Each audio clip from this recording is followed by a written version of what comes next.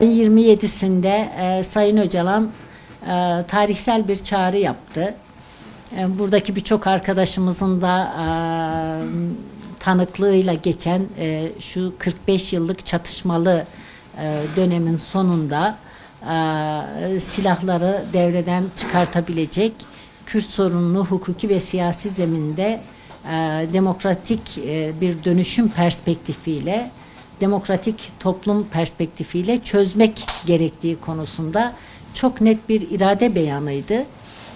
Son derece kıymetli, son derece değerli, bu kadar net, bu kadar ama ya fakatta yer bırakmadan ortaya konulmuş bir barış, çözüm ve demokratik dönüşüm iradesi var. Doğrusu fetipleri gerçekten hep tecrit mekanı olarak tartışılır ama fetipleri sadece tecrit mekanı değil, aynı zamanda bir taciz mekanıdır.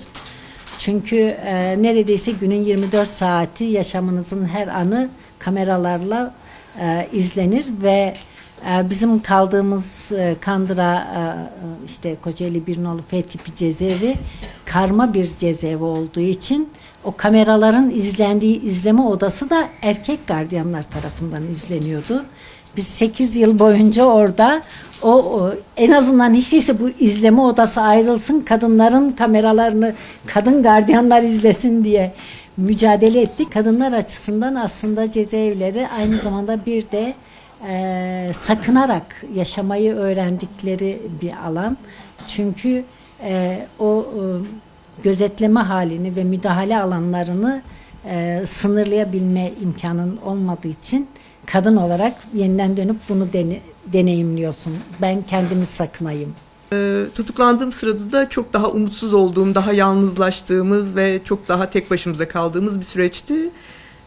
Tutuklandığımda hem içeride kadınların dayanışmasına tanık oldum, hem de dışarıda işte arkadaşların ya da hiç tanımadığım insanların benim için dayanışmasına tanık oldum. Yani tutuklanmak benim için bu anlamda daha umut verici bir şey oldu. Daha umutsuzluk yaşadığım bir dönemde ve bir yandan da bütün bu korkuları, endişeleri yenmemi sağlayan bir süreçti. Yani aslında belki de hani beni tutuklayarak yapmak istediklerinin tam tersi etkisi oldu diyebilirim.